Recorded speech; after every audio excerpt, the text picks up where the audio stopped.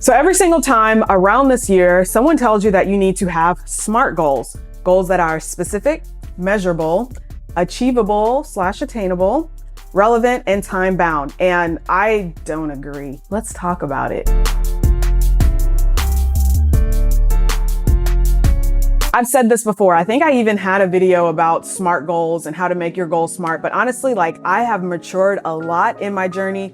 And as a creator, as someone who knows that you can create your life, SMART goals are just not the smartest way to go about manifesting what you want and manifesting what you desire. So what I would like to do is share with you how you can use SMART goals if you still want to use them, but I want to share with you what is more powerful when you want to choose and create your life.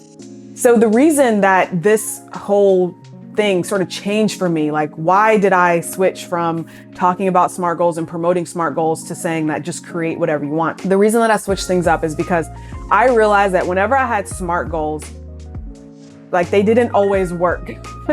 And I kept thinking oh, well, my goals are SMART, they're specific, they're measurable, and all those other things, they fit this acronym, but why aren't they working for me? And what I realized was a couple of things. Number one, if there's a goal that you actually think you want to achieve, but you really don't want to achieve it on a vibrational level or an energetic level, then it doesn't matter how smart you make those goals. It doesn't matter how relevant those goals are. You will self-sabotage. You'll do the things that will prevent you from reaching that goal.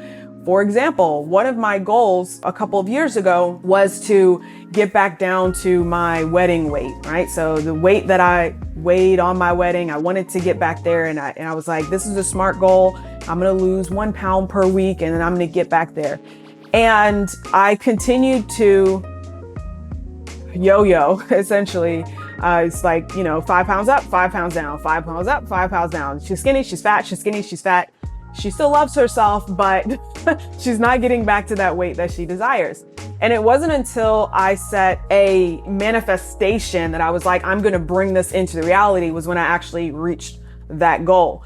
And for me, I created a powerful goal, which was to be on stage with the WBFF. And so once I set that as my goal, there was some smartness that came along with that, but that wasn't my job. My job wasn't to determine what's the smart way to get there. My job was just to set the goal.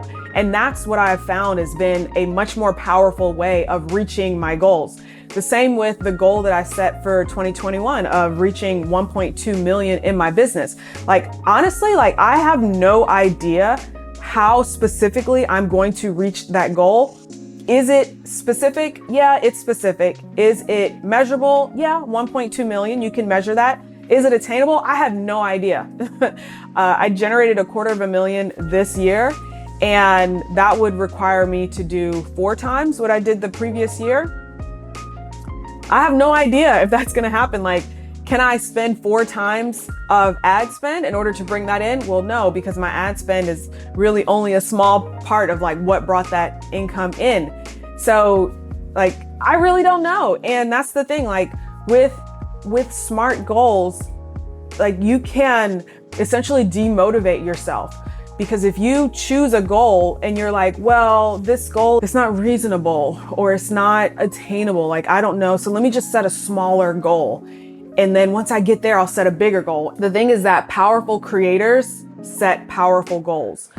If your goal does not motivate you to get off your ass and do the stuff that you need in order to get there, even though you might not know what those things are, then you're not going to reach that goal. You've got to get out of your comfort zone, and SMART goals don't allow you to get out of your comfort zone. So that's my biggest frustration with SMART goals, is that, SMART goals are things that they're safe goals. That's really what they should be called. Safe goals. And a safe goal does not help you get out of your comfort zone. And the thing is that a lot of times when people think well, if I set this goal that's too big and then I don't reach it, then I'll be disappointed. And it's disappointment prevents, or the fear of disappointment prevents a lot of people from accessing the greatness that's inside of them. If you are too scared of disappointment, to the extent that you won't even set that goal, you are preventing yourself from the greatness that you have inside of you. It's one of the 7 subconscious ways that you're likely blocking your success, which is, the fear of greatness. And a lot of times people have a fear of failure as well, but that fear of greatness, like, you have greatness inside of you. And if you're not willing to access that greatness and be powerful as a creator, then you're never going to reach your full potential. And that's one of my biggest fears, is not reaching my full potential. And therefore, I'm willing to set powerful goals. My powerful goals might seem unattainable. They're not SMART goals. They might seem unrealistic. Like, it's not a SMART goal for someone who is a, single person business owner to say, I'm going to create 1.2 million in 12 months. Like, that's not a SMART goal, but I don't care. I really don't care. And I've talked about this before on one of my live streams, where my process for manifestation is very, very simple. Like, I'm specific about what I want to create. I get really clear on what that looks like for me. And I get really clear on like the energy and the vibe of it, like the feelings that I'm feeling when I have that, right? When that manifestation comes to my physical reality, the way that I walk, the way that I talk, the way that I carry myself, like the person who has 100K months, what does she know that I don't quite know yet, that I get to learn? What does she do that I don't quite do yet, that I get to learn how to do? How does she act?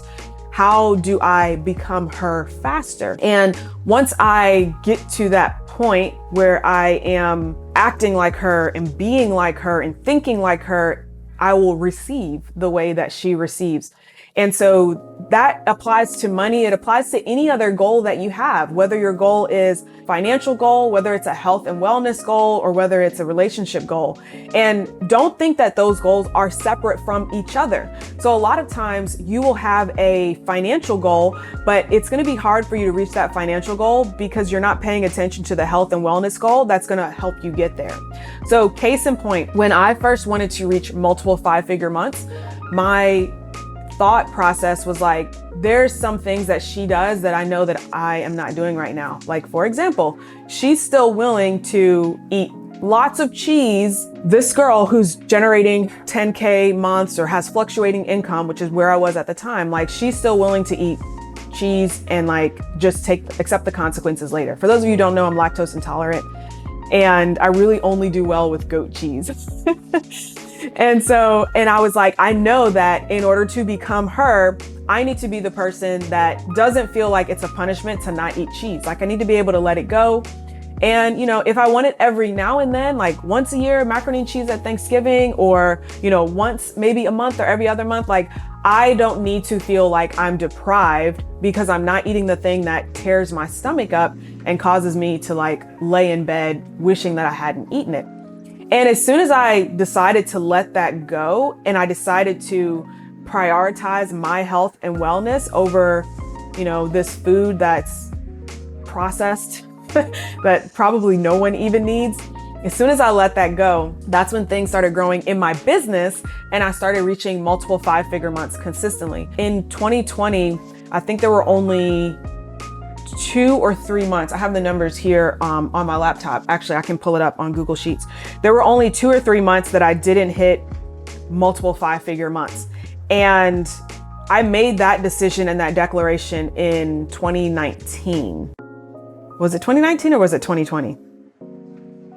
I think it was 2020. Okay, let me go to 2020 income tracker.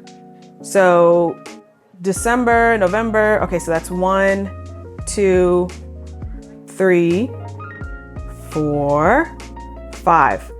There were 5 months, 6. There were 6 months that I didn't hit multiple 5-figure months.